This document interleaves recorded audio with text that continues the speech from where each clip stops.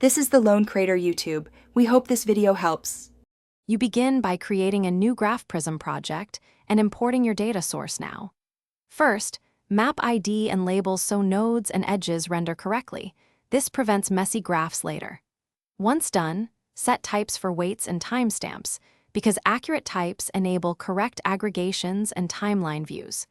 Make sure to preview a sample of the data and fix parsing errors immediately. Then save the import profile so you can reproduce these exact steps for future runs. You now design interactive views to reveal patterns.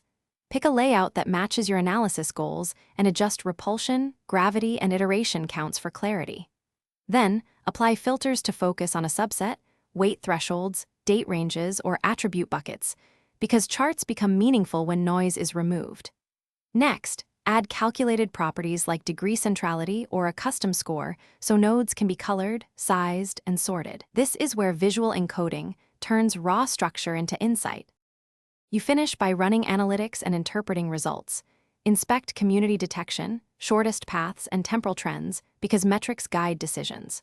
Once satisfied, export both visuals and data in suitable formats, PNG or SVG for presentations, GraphML or CSV for downstream analysis, and include metadata to preserve provenance.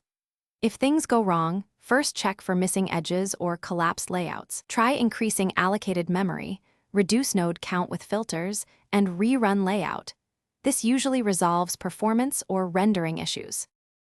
Thanks for watching. Consider subscribing if we helped you.